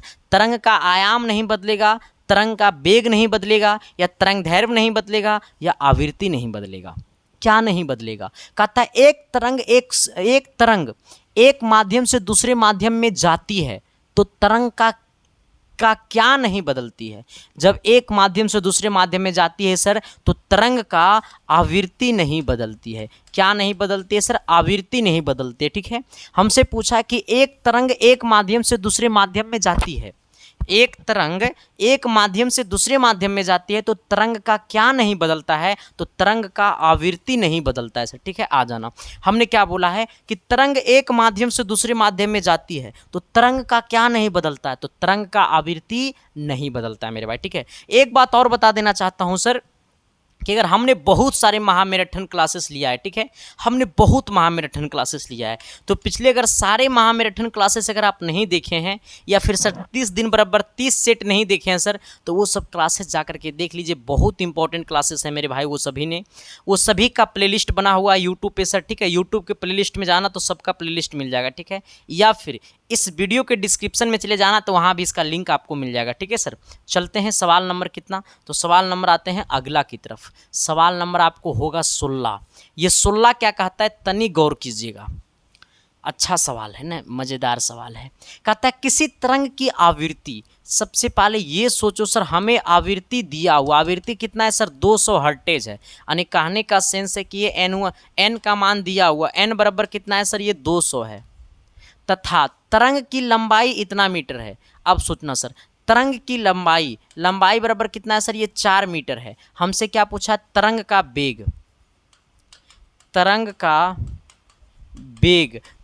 बेग बराबर n, इसको कर देना लंबाई को। ठीक है, यानी n का मान है 200, लंबाई है 4, ये 4 दूनी 800 हो जाएगा। कितना हो जाएगा मेरे भाई, 800, जो कि ऑप्शन नंबर आपको सी में है, 800 मीटर प्रति सेकेंड हो जाएगा। ठीक है, हमने क्या बोला है कि किसी तरंग की आवृत्ति 200 हर्टेज तथा तरंग की लंबाई 4 मीटर है, तो तरंग का वेग क्या होगा सर।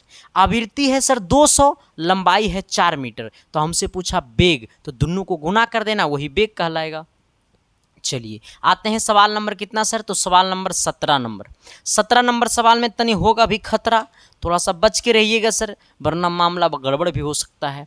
कहता है ध्वनि के परावर्तन में जिस नियम का पालन होता है उसका एक भाग है।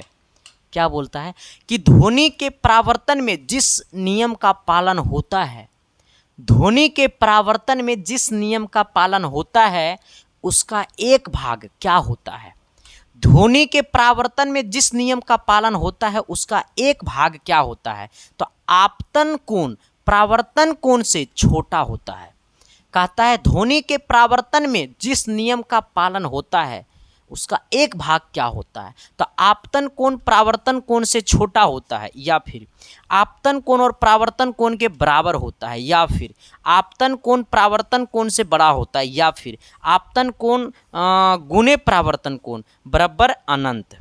आपतन कोण गुणे परावर्तन कोण बराबर अनंत क्या होगा सर? तनी सवाल को जरा बताना। तो देखो सर, यहाँ से समझना, ध्वनि के परावर्तन में जिस नियम का पालन होता है, परावर्तन का मतलब जैसे समझना कि ये हमारा अभिलंब है, यहाँ से कोई किरण आती है तो आने के बाद इस प्रकार से ये चली जाती है, ये आती है ऐसे, ये चली जाती है ऐसे। इसका मतलब क्या है? इसे हम लोग कहते हैं आपतन कोण, इसे हम लोग कहते हैं परावर्तन कोण। आपतन कोण को आई से, परावर्तन कोण को आर से, तो इसलिए होता है आपतन कोण बराबर में परावर्तन कोण होता है, यानी कोण आई बराबर कोण क्या होता है? आर होता है सर। ठीक है, आ जाना। हमने क्या बोला कि ध्वनि के परावर्तन में जिस नियम का पालन होता है, ध्वनि के परावर्तन में जिस नियम का पालन होता है उसका एक भाग क्या होता है? तो आपतन कोण बराबर में होता है परावर्तन कोण। ठीक है सर, यानी एक भाग क्या होता है? तो आपतन कोण बराबर क्या होता है? परावर्तन कोण। ठीक है, चलो सवाल नंबर कितना आना? 18 की तरफ आना।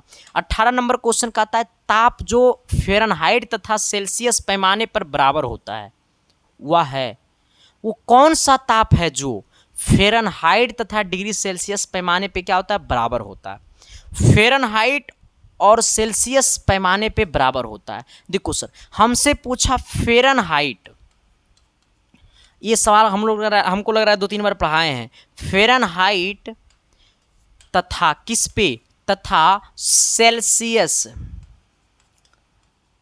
सेल्सियस पैमाने पे क्या होता है? बराबर होता है। तो ताप जो फ़ारेनहाइट तथा सेल्सियस पैमाने पर बराबर होता हुआ है तो -40 डिग्री सेल्सियस। कितना डिग्री सेल्सियस? -40 degree Celsius. ठीक है, हमसे क्या पूछा है कि ताप जो फ़ारेनहाइट तथा सेल्सियस पैमाने पे बराबर होता है वह है, तो -40 डिग्री सेल्सियस। ठीक है सर, चलो आते हैं सवाल नंबर कितना? 19 की तरफ। ये 19 नंबर सवाल क्या कहता है? तनी गौर कीजिएगा, ज़्यादा नहीं सर, तनी सा गौर कीजिएगा। ठीक है, कहता है अवतल दर्पण से आभासी किरण पुंज प्राप्त करने के लिए वस्तु को रखेंगे कहाँ?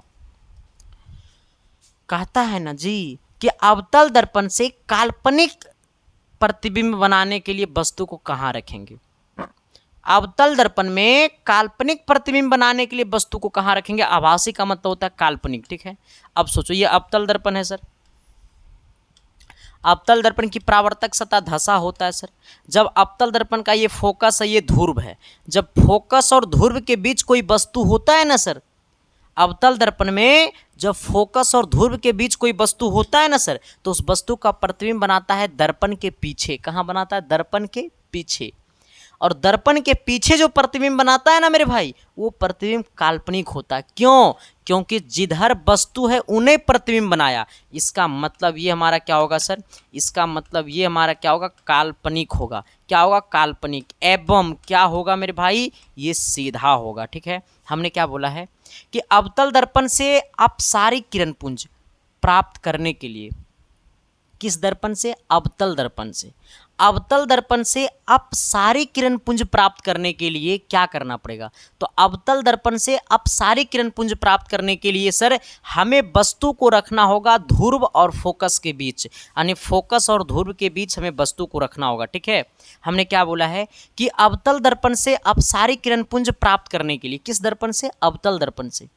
अवतल दर्पण से अपसारी किरण पुंज प्राप्त करने के लिए वस्तु को कहाँ रखना होगा? तो फोकस और ध्रुव के बीच रखना होगा। ठीक है सर, चलो आते हैं सवाल नंबर कितना? अगला की तरफ। अगला क्या कहता है? सवाल नंबर 20।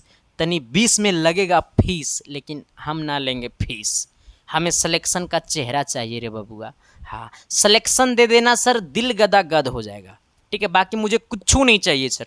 ठीक है, मैं वैसा मास्टर हूँ ना जो मेरे भाई, नहीं बोलूँगा, तुम लोग कहेगा वरना कंट्रोवर्सी हो जाएगा। आ जाना सर। कहता है क्या सर कि चुंबकीय क्षेत्र में उसकी दिशा के समांतर, चुंबकीय क्षेत्र में उसकी दिशा के समांतर एक इलेक्ट्रॉन गति कर रहा है, तो इलेक्ट्रॉन पर क्या होगा? चुंबकीय क्षेत्र में उसकी दिशा के समांतर एक इलेक्ट्रॉन गति कर रहा है, तो इलेक्ट्रॉन पर क्या होगा? इलेक्ट्रॉन पर कोई बल नहीं लगेगा। कहता है क्या कि चुंबकीय क्षेत्र में उसकी दिशा के समांतर, चुंबकीय क्षेत्र में उसकी दिशा के समांतर एक इलेक्ट्रॉन गति कर रहा है। चुंबकीय क्षेत्र में उसकी दिशा के समांतर एक इलेक्ट्रॉन गति कर रहा है, तो इलेक्ट्रॉन पर क्या होगा, कोई बल नहीं लगेगा। क्या बोला है सवाल कि चुंबकीय क्षेत्र में उसकी दिशा के समांतर एक इलेक्ट्रॉन गति कर रहा है, तो इलेक्ट्रॉन पर क्या होगा सर, कोई बल नहीं लगेगा। ठीक है, यानी ऑप्शन नंबर आपका क्या होगा, डी हो जाएगा। चलिए सवाल नंबर, अब आते हैं केमिस्ट्री का पहला सवाल। सर फिजिक्स को हमने फोड़ दिया, पहले ये बताना कि यहाँ तक आपको क्लास कैसा लगा। ठीक है सर, अब हम लोग फोड़ेंगे केमिस्ट्री को। हमने आपको पहले ही बोला है सर, आज की क्लास में न्यूमेरिकल ज़्यादा होगा, थ्योरिकल कम होगा। लेकिन पहले ये बताना सर कि ये क्लास आपको कैसा लग रहा है। अगर सच में ये क्लास अच्छा लग रहा है ना मेरे भाई, तो पक्का सब्सक्राइब करके लाइक कर देना सर। ठीक है, और हर दोस्तों तक शेयर कर देना सर। हाँ, जितना ज़्यादा से ज़्यादा हो सके क्लास को शेयर कीजिए, क्योंकि जब सही चीज़ों को सही जगह नहीं पहुँचाओगे ना, तो लोग सही चीज़ पढ़ाना छोड़ देंगे सर। तो बस आपसे यही रिक्वेस्ट है सर कि अच्छे चीज़ों को अच्छे जगह पहुंचाओ, ताकि लोग अच्छे चीज़ पढ़ाते रहें सर। ठीक है, बाकी मैं किन्हीं को बुरा नहीं बोलता हूं सर, बुरे काम करते हैं सर तो मुझे बर्दाश्त नहीं होता है, क्योंकि आपके साथ कोई गद्दारी करे सर तो वो संदीप कुमार सह नहीं सकता। सब कुछ सह लेगा, सबके सामने झुक जाएगा, लेकिन बिना गलती के सामने कहीं नहीं झुकता है सर। सच्चाई पे कभी नहीं झुकता है संदीप कुमार, चाहे मेरा सर क्यों ना कट जाए। और हम लोग यूपी, बिहार, झारखंड से बिलोंग करते हैं। सच्चाई के सामने झुकते नहीं है, सच्चाई के सामने लड़ते हैं, क्योंकि असली बेटा वही होता है जो समस्याओं से झेला है, समस्याओं से लड़ा है। तो आपका सिलेक्शन, आपकी समस्या है तो सिलेक्शन लो और समस्या से लड़ो। ठीक है सर, आ जाना आना तनी सवाल नंबर कितना सर, 21 की तरफ। और ये क्वेश्चन क्या कहता है, तनी गौर करना सर, धीरे धीरे गौर करना, पूरा एक बार में मत करना। ठीक है, आइए देखते हैं सर ये जरा क्या कहता है। देखो यहाँ पे गौर समझना सर, ये केमिस्ट्री का न्यूमेरिकल है। ठीक है, आपको देखने से उल्टा पुल्टा जैसा दिखेगा, लेकिन बनाने के बाद ना वो सबसे हल्का दिखेगा। ठीक है, ये ताकत होता है केमिस्ट्री के न्यूमेरिकल में। ठीक है सर, आ जाना क्या कहता है, तनी गौर कीजिएगा। एक समान द्रव्यमान वाले दो एक्स तथा वाई के परमाणु क्रमांक इतना और इतना है। ठीक है, समान द्रव्यमान मतलब कहने का सेंस है, जो x का द्रव्यमान है वही हमारा y का द्रव्यमान है। हमें क्या बोला है, समान द्रव्यमान वाले दो तत्वों x तथा y, समान द्रव्यमान वाले दो तत्व है। ठीक है, आ जाना समान द्रव्यमान मतलब x बराबर y का, यही ना है, x बराबर y का द्रव्यमान, x बराबर y का द्रव्यमान कहता है समान द्रव्यमान वाले दो तत्वों x तथा y के परमाणु क्रमांक कितना है। द्रव्यमान हमें समान है। ठीक है, जो x का द्रव्यमान है वही हमारा y का द्रव्यमान है, लेकिन दोनों का द्रव्यमान समान है, लेकिन परमाणु संख्या दोनों का अलग अलग है। x का परमाणु संख्या जो है मेरे भाई वो आपको 20 है, और y का जो परमाणु संख्या है वो हमारा 22 है। तब बोलता है कि यदि तत्व x के नाभिक में 22 न्यूट्रॉन है। अब सोचना सर कि x का न्यूट्रॉन कितना है मेरे भाई, तो 22 न्यूट्रॉन है। तो अब सोचना, यहाँ से सोचना, x के पास 22 न्यूट्रॉन है तो x का द्रव्यमान संख्या क्या होगा। अब ऐसे सोचना, x के पास 22 न्यूट्रॉन है तो y का न्यूट्रॉन संख्या क्या होगा। तो ऐसे सोचना, सबसे पहले x का द्रव्यमान संख्या, x का द्रव्यमान संख्या क्या होगा। तो अब सोचना, हमें ऐसे सोचना सर, ऐसे निकाल दो डायरेक्ट। न्यूट्रॉन बराबर होता है द्रव्यमान माइनस में क्या होता है, परमाणु संख्या। क्या होता है, परमाणु संख्या। न्यूट्रॉन बराबर होता है द्रव्यमान माइनस परमाणु संख्या, लेकिन x का न्यूट्रॉन दिया हुआ कितना, 22 बराबर, ये x का द्रव्यमान निकालना। किसका द्रव्यमान निकालना है, x का भार। लिखो ना डायरेक्ट, द्रव्यमान को ही हम लोग कहते हैं भार, माइनस में ये 20, ये परमाणु संख्या कितना है x का, तो x का परमाणु संख्या है 20, यहाँ पे -20, इसको इधर लेकर के आओ तो ये 22 है, ये इधर आएगा तो +20 हो जाएगा, बराबर में कितना, x का भार। कितना भार, किसका भार, x का भार। ये कितना हो जाएगा, 20 और 22 कितना हो जाएगा सर, ये आपको 42 हो जाएगा। यानी 42 बराबर एक्स का भार, एक्स का भार बोले सर तो भार को ही हम लोग कहते हैं द्रव्यमान। अब ऐसे सोचना कि हमें यहाँ से सोचना कि एक्स और वाई का द्रव्यमान सेम है, इसका मतलब एक्स का द्रव्यमान 42 आया है, इसका मतलब एक्स का द्रव्यमान 42 आया, इसका मतलब वाई का भी द्रव्यमान कितना है सर, ये 42 है। ठीक है, आ जाना। हमसे क्या पूछा है सर कि वाई में न्यूट्रॉन क्या होगा। अब सोचना वाई का द्रव्यमान संख्या 22 है, वाई का हमें परमाणु संख्या 22 है, तो हमसे पूछा न्यूट्रॉन की संख्या। वाई में न्यूट्रॉन ऐसे निकाल दो, वाई में न्यूट्रॉन की संख्या बराबर क्या होगा, भार अब माइनस संख्या। आ जाना, भार कितना है सर, तो दोनों का परमाणु भार सेम है, यानी 42 अब माइनस में परमाणु संख्या कितना है, तो वाई का परमाणु संख्या 22 है, तो इसमें 22 माइनस कर दो, नहीं ये कितना हो जाएगा, 20 हो जाएगा। कितना हो जाएगा मेरे भाई, 20 हो जाएगा, यानी हमारा आंसर कितना आएगा, 20 आएगा। कितना आएगा मेरे भाई, 20 आएगा। कितना आएगा, 20 आएगा। सवाल समझ में आया कि नहीं आया। देखो सवाल क्या बोला है कि एक्स और वाई का द्रव्यमान समान है, मतलब जो एक्स का परमाणु द्रव्यमान है वही वाई का परमाणु द्रव्यमान है। जहां पे हमें कहा है क्या कि वाई में एक्स का परमाणु संख्या 20 है, वाई का परमाणु संख्या 22 है, दिया हुआ सवाल में। एक्स का न्यूट्रॉन संख्या 22 दिया हुआ, एक्स का न्यूट्रॉन दिया हुआ, तो हमारा होता है न्यूट्रॉन बराबर द्रव्यमान की संख्या माइनस परमाणु संख्या। न्यूट्रॉन की संख्या बराबर होता है द्रव्यमान की संख्या माइनस परमाणु संख्या। तो न्यूट्रॉन 22 है, द्रव्यमान किसका निकालना है सर, तो वो एक्स का द्रव्यमान निकालना है, और ये -20 है, यानी एक्स का जो परमाणु भार आएगा यानी द्रव्यमान वो हमारा 42 आएगा। और जो एक्स का द्रव्यमान होगा वही वाई का द्रव्यमान होगा, क्योंकि एक्स बराबर वाई का द्रव्यमान। हमें बोला है द्रव्यमान समान है, समान द्रव्यमान वाले दो तत्व, यानी दोनों का द्रव्यमान समान है। तो हमसे पूछा है न्यूट्रॉन की संख्या, वाई में न्यूट्रॉन की संख्या, तो वाई में न्यूट्रॉन की संख्या बराबर हो जाएगा भार माइनस संख्या। तो भार कितना है सर, 42, संख्या कितना है, परमाणु संख्या कितना है वाई का, तो वाई का है 22, यानी 42 में से 22 गया तो कितना बच गया, 20। किसी को दिक्कत परेशानी तकलीफ ना रे बाबा ना चलो सर आ जाना। सवाल नंबर कितना सर, ये सवाल नंबर आपको हो जाएगा 22। कितना हो जाएगा, ये 22। ठीक है सर, आ जाना। कहता है ना कि 2.5 ग्राम धातु को ऑक्सीजन में गर्म करने पर, 2.5 ग्राम धातु को ऑक्सीजन में गर्म करने पर उसका 2.752 ग्राम ऑक्साइड प्राप्त होता है। 2.5 ग्राम को ऑक्सीजन में गर्म करने पर उसका 2.752 ग्राम ऑक्साइड प्राप्त होता है। कहता है यदि धातु का परमाणु भार इतना हो तो ऑक्साइड का मूलानुपाती सूत्र क्या होगा। सवाल बड़ा एकदम लेंदी टाइप है सर, लेंदी कुछ नहीं, मैं आपको देखो बता देता हूँ, बड़ा हैवी से सवाल को आपको सोल्यूशन करता हूँ। ठीक है, जरा गौर करना, ऐसे गौर करना सर, मैं आपको बताता हूँ। हमें बोला है ना सर क्या कि 2.5 ग्राम धातु के ऑक्साइड में गर्म करने पर उसका भार 2.752 ग्राम ऑक्साइड प्राप्त होता है। यदि धातु का अनुभार इतना है तो हमें ऑक्साइड का मूलानुपाती सूत्र क्या पूछा है। देखो हमसे पूछा मूलानुपाती सूत्र, तो सबसे पहले ऑक्सीजन का मात्रा निकाल देना। सबसे पहले ऑक्सीजन की मात्रा इसमें कितना है, इसमें ऑक्सीजन की मात्रा कितना है, तो ऑक्सीजन की मात्रा बराबर क्या करेंगे सर, तो दोनों को माइनस कर देंगे, यानी 2.752 में माइनस कर देंगे 2.5 को, तो कितना बचेगा सर। इसमें जब माइनस करेंगे ना मेरे भाई तो पता है कितना बचेगा, आता है घटाने रे कि हम ही घटा दें, बकलूलो। देखो इधर ये हो जाएगा 0 पॉइंट कितना हो जाएगा सर, 0 पॉइंट आपको समथिंग्स हो जाएगा, 0.252 हो जाएगा। आ जाना, ये हमारा ऑक्सीजन की मात्रा हो गया। हमसे पूछा धातु का तुल्यांकी भार पहले निकालना पड़ेगा, तभी तो मूलानुपाती सूत्र निकलेगा।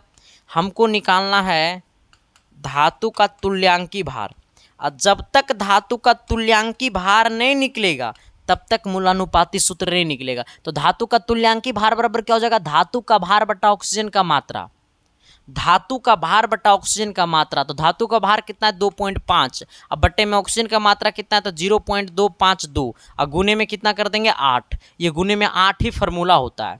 धातु का तुल्यांकी भार बराबर होता है धातु का भार बटा ऑक्सीजन की मात्रा, ऑक्सीजन की जगह दूसरा चीज भी रहेगा, जिसका रहेगा उसी का मात्रा देंगे। ऑक्सीजन की मात्रा तो ऑक्सीजन लिखेंगे, गुने में 8, ये फार्मूला में सेट रहता है सर। ठीक है, आ जाना। जब इसको काटो छाटोगे ना तो ये लगभग आपको 80 आएगा। किस में आएगा? ये लगभग आपको 80 आएगा सर, ठीक है। इसको जब काटो छाटोगे तो ये लगभग आपको 80 आएगा। और जब लगभग आपको 80 आएगा तो सबसे पहले ये सोचना कि ये जो हमारा 80 आया है वो तुल्यांकी भार आया है। तो सबसे पहले हमको निकालना पड़ेगा संयोजकता। संयोजकता बराबर क्या होता है सर? संयोजकता बराबर होता है परमाणु भार बटा तुल्यांकी भार। संयोजकता बराबर क्या होता है? परमाणु भार बटे में सर तुल्यांकी भार। आ जाना। संयोजकता बराबर होता है परमाणु भार बटे में क्या? तुल्यांकी भार। परमाणु भार बटे तुल्यांकी भार कितना है सर? परमाणु भार कितना आया है? परमाणु भार हमें निकला है कि नहीं निकला? हाँ, परमाणु भार दिया हुआ 238 बटे में तुल्यांकी भार कितना दिया हुआ सर? तो 80। 238 दिया हुआ परमाणु भार और 80 दिया हुआ तुल्यांकी भार। दोनों को काट छाट करोगे ना सर तो ये आपको अप्रॉक्स नहीं 3 आएगा। कितना आएगा? 3 आएगा। अब कहता है सर कि इसमें आंसर क्या होगा? कहता है 2.5 ग्राम धातु को ऑक्सीजन के गर्म करने पर मैग्नीशियम के साथ, देखो सर मैग्नीशियम, तो मैग्नीशियम का 3 आ गया। आ जाना। ऑक्सीजन का कितना होता है? ऑक्सीजन का संयोजकता 2 होता है। ऑक्सीजन का संयोजकता कितना होता है? 2 होता है। इससे ये मिल जाएगा, इससे ये मिलेगा तो हो जाएगा ये। अब कितना हो जाएगा? Mg2 हो जाएगा। ये इससे मिलेगा तो O3 हो जाएगा। यही आंसर हो गया। नहीं समझा? ये जो 3 आया है ना सर तो इसके साथ गुना कर देना। ये मैग्नीशियम का 3 आया है और ऑक्सीजन का संयोजकता 2 होता है। तो आपको पता ही है कि ऑक्सीजन का संयोजकता -2 होता है। अब ये जब मिलेगा, अनुसूत्र का निर्माण करेगा, मूलानुपातिक सूत्र का जब निर्माण करेगा तो ये इससे मिलेगा, ये इससे मिलेगा, यानी हो जाएगा Mg2O3। चलिए आते हैं सवाल नंबर 23 की तरफ। ये 23 नंबर सवाल, ना तो तेरे नाम ना तो मेरे नाम, ये सवाल आपके एग्जाम के नाम। सवाल में बड़ा गर्मी है सर।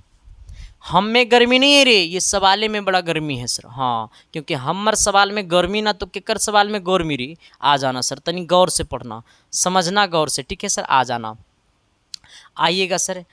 हो ला ला ला आना। कहता है एक धातु के 0.52 ग्राम को ऑक्सीजन में गर्म करने पर 0.65 ग्राम ऑक्साइड प्राप्त हुआ तो धातु का तुल्यांकी भार क्या होगा? सवाल कौन कौन बनाएगा? तनी जल्दी जल्दी देखो। हमसे क्या बोला है सर कि धातु के 0.52 ग्राम के ऑक्सीजन में गर्म करने पे 0.65 ग्राम ऑक्साइड प्राप्त होता है। तो सबसे पहले ये सोचो कि ऑक्सीजन की मात्रा क्या होगा। इसमें भी तुम्हें निकालना होगा ऑक्सीजन की मात्रा। तुम्हें क्या निकालना है सर? ऑक्सीजन की मात्रा। ऑक्सीजन की मात्रा के निकालने के लिए क्या करना पड़ेगा? इस बड़ा वाला में से छोटा वाला को माइनस कर दो, यानी 0.65 में से 0.52 को माइनस कर दो, ठीक है सर। आ जाना। क्यों? क्योंकि होता है एक धातु के 0.52 ग्राम को ऑक्सीजन में गर्म करने पर 0.65 ग्राम ऑक्साइड प्राप्त हुआ तो धातु का तुल्यांकी भार क्या हो जाएगा? तो ऑक्सीजन की मात्रा बराबर 0.65 माइनस 0.52। अब दोनों को माइनस करोगे सर तो आ जाएगा कितना? 5 3, यानी 0.13 आ जाएगा। माइनस करने के बाद कितना आएगा? 0.13 आएगा। हमसे पूछा तुल्यांकी भार। तुल्यांकी भार, तुल्यांकी भार बराबर क्या हो जाएगा सर? तो तुल्यांकी भार बराबर होगा सर, कितना धातु का भार है? एक धातु का भार है 0.52 बट्टे में सर हमने कितना निकाला है? ऑक्सीजन की मात्रा 0.13, यानी 0. कितना? 13। अब ये पॉइंट से पॉइंट कटेगा सर, क्योंकि 2 अंक से पहले पॉइंट, 2 अंक से पहले पॉइंट कट गया। ये हो गया 52 बट्टा कितना? 13। सॉरी रुक जाओ 52 बट्टा 13 गुने में 8 यहाँ करेंगे, क्योंकि इसका फॉर्मूले में 8 होता है, ठीक है सर। इसका तुल्यांकी भार के फॉर्मूले में 8 होता है। ये हो गया 13 चौका 52, 4 बार में 8 चौक कितना? 32, यानी आंसर हमारा कितना हो जाएगा? डी नंबर हो जाएगा। 8 चौक 32 बोले तो ऑप्शन नंबर डी, ठीक है सर। चलो आते हैं सवाल नंबर कितना? अगला की तरफ। अगला सवाल कितना होगा? सवाल नंबर 24। ये 24 क्या कहता है? तनी गौर कीजिएगा सर। कहता है ना कि एक गैस का आयतन इतना डिग्री सेल्सियस पर इतना सेंटीमीटर आयतन, तो इतना डिग्री सेल्सियस पर कितना तापमान होना चाहिए? कहता है एक गैस का आयतन इतना डिग्री सेल्सियस पर इतना सेंटीमीटर, तो आयतन इतना सेंटीमीटर पर कितना डिग्री होगा? हमसे ये पूछा है। नहीं समझा? देखो सर, पहला टेम्परेचर हमको दिया हुआ है सर, T1 का मान कितना है 15 डिग्री सेल्सियस। ये 15 डिग्री सेल्सियस है सर। ये 15 डिग्री सेल्सियस को हमें केल्विन में बदलना होगा, तो 15 में 273 को जोड़ देंगे सर, तो ये किस में बदल जाएगा, केल्विन में बदल जाएगा। और जब ये केल्विन में बदलेगा सर तो 200 कितना हो जाएगा, 88 केल्विन हो जाएगा। अब सोचना, कहता है 300 सेंटीमीटर है, यानी कहने का सेंस है कि पहला जो भी का मान है वो कितना है, 300 सेंटीमीटर है। दूसरा V2 का मान कितना है सर, 600 सेंटीमीटर है। तो हमसे क्या पूछा है, दूसरा टेम्परेचर पूछा है, T2 का मान पूछा है। हम तो चले तेरे दर पे हो बाबा हो। नहीं समझा रे। देखो पहला टेम्परेचर इतना है सर, हमें दूसरा टेम्परेचर पूछा, तो इसका एक फार्मूला होता है। पता है कौन सा फार्मूला होता है, बता दें, पैसा लगेगा आ जाना। फार्मूला होता है सर V1 बट्टा T2, सॉरी V1 बट्टा T1 बराबर V2 बट्टा T2। V1 बट्टा T1 बराबर V2 बट्टा T2। ठीक है, यहाँ पे रख दो फार्मूला सब कुछ। V1 का मान कितना है सर, V1 का मान 300 है। T1 का मान कितना है सर, 288 है, बराबर V2 का मान कितना है, 600 है, बट्टा T2 का मान क्या होगा, तो यहाँ से निकाल देंगे। ये देखो सर, अब हमको T2 निकालना होगा, तो क्रॉस मल्टीप्लिकेशन कर दो, इसको गुना इसके साथ, इसको गुना इसके साथ कर देंगे। ठीक है सर, आ जाना। जब ऐसे गुना करेंगे ना तो ये हो जाएगा T2 गुने में कितना, 300, बराबर ये दोनों को गुना कर दो तो कितना हो जाएगा सर, ये 300 बट्टा में आ जाएगा, ये गुना में है तो 300 बट्टा में आ जाएगा, तो हो जाएगा कितना, 288 और गुने में 600 और बट्टा में कितना, 300। इसको काट देंगे सर, ये 2 बार में कट जाएगा, यानी T2 का मान हो जाएगा 8 दूनी 16, 8 दूनी 16 1 17 और 2 1 कितना 3, 2 दूनी 4 1 कितना 5, रुक जाओ, 8 दूनी 16, 8 दूनी 16 1 17, 2 दूनी 4 1 कितना 5, 576 आ जाएगा। ये T2 का मान कितना केल्विन आ जाएगा, 576 केल्विन आ गया। ठीक है, लेकिन आपका आंसर केल्विन में ना देकर के डिग्री सेल्सियस में दे रहा है सर, और जब डिग्री सेल्सियस में दे रहा है सर तो इसको बदल देंगे, तो T2 बराबर क्या हो जाएगा, जब डिग्री सेल्सियस को हटाते हैं तो 273 से माइनस करते हैं सर, करते हैं कि नहीं करते हैं, जोड़ते हैं 273 को। डिग्री सेल्सियस से जब केल्विन में जाते हैं तो 273 को जोड़ते हैं, यहाँ पे 273 को हमने जोड़ा है तो केल्विन में बदला है।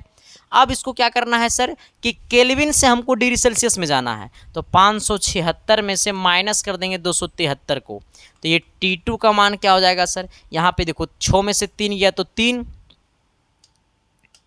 आ जाना, 6 में से 3 गया तो 3, ये 7 में से, यहाँ देखो अब ये 7 में से 7 गया तो 0, और यहाँ पे कितना 5 में से 2 गया तो 3, यानी कितना 303 डिग्री सेल्सियस।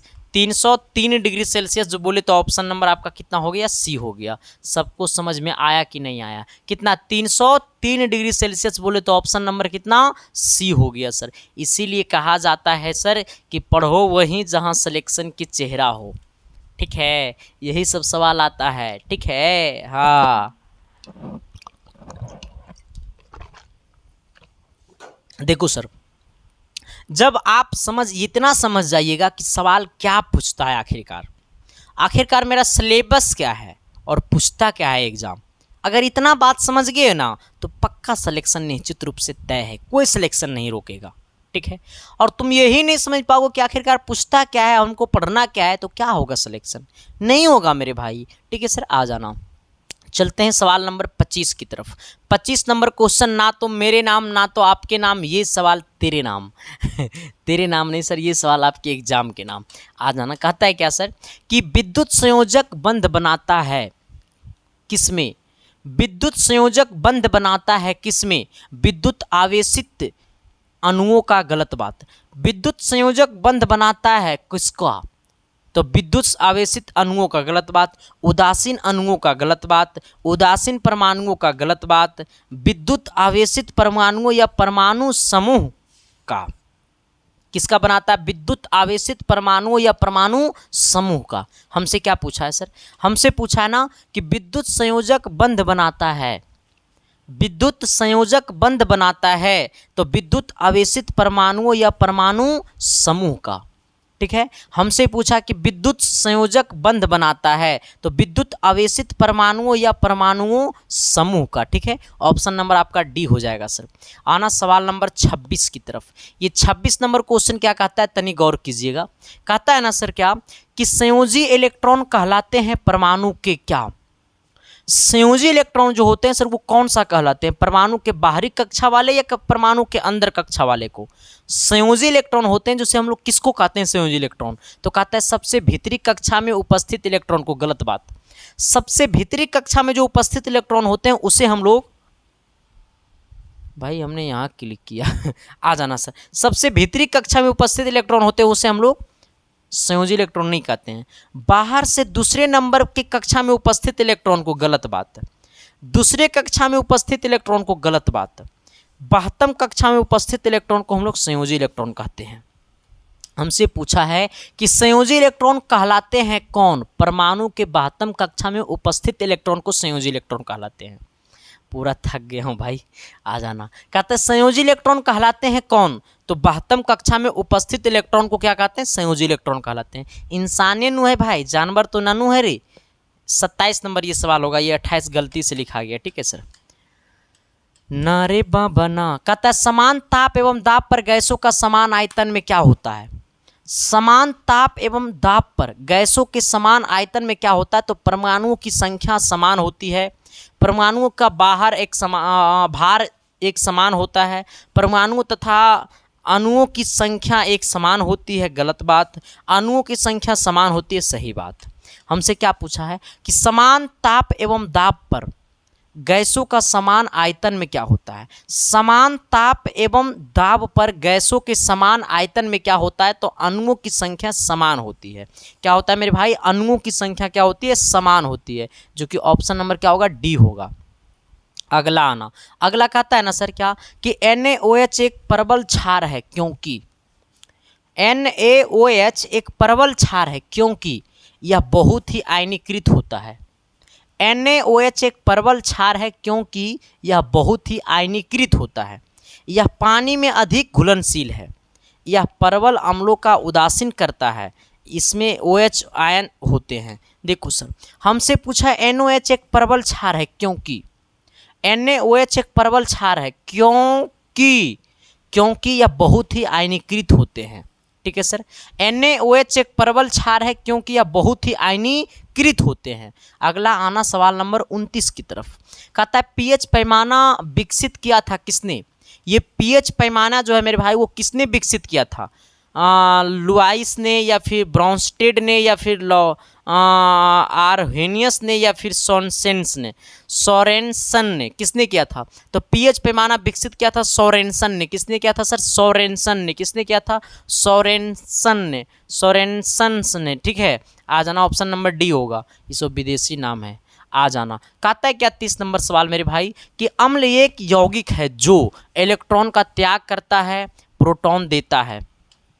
अम्ल के पास प्लस चार्ज होता है। ठीक है, अम्ल के पास प्लस चार्ज होता है क्योंकि अम्ल का फॉर्मूला होता है H+ आयन देता है। अम्ल वही कहलाता है जो H+ आयन देता है। जैसी आया प्लस, तो प्लस किसके पास चार्ज होता है? तो प्रोटॉन के पास प्लस चार्ज होता है। इसलिए अम्ल एक यौगिक है जो प्रोटॉन देता है मेरे भाई। ठीक है सर, आज तक का क्लास इतना ही रहने दो मेरे भाई, मैं थक गया हूँ। ठीक है सर बहुत सारे क्लासेस हो जाता है सर, बट और कोशिश रहेगा कि लंबा क्लास ले 2-3 दिन के अंदर में। बस 3 दिन के अंदर एग्ज़ाम आपका 3 दिन में है सर, तो और लंबा क्लास लेने की कोशिश है हमारा, और उम्मीद रखना कि और लंबा क्लास लेंगे मेरे भाई। बाकी थैंक यू, लव यू। बस ये बता देना कि ये क्लास आपको कैसा लगा। सच में क्लास अच्छा लगा सर तो लाइक करके सब्सक्राइब कर देना, हर दोस्तों तक शेयर कर देना मेरे भाई। बस आगे फैलाना आपका काम है, अच्छा पढ़ाना मेरा काम है, अच्छा सिलेक्शन देना मेरा काम है, क्योंकि मेरा नारा ही है मेरे भाई, आपका सिलेक्शन ही मेरा पहचान है। ठीक है, बाकी क्लास कैसा लगा सर कमेंट कर देना। बाकी हम आपके साथ हैं और हमेशा साथ रहेंगे, सिलेक्शन के बाद भी, सिलेक्शन के पहले भी, सिलेक्शन दिलाएंगे भी, हर सपना को पूरा भी करेंगे। ठीक है सर, बाकी थैंक यू, लव यू।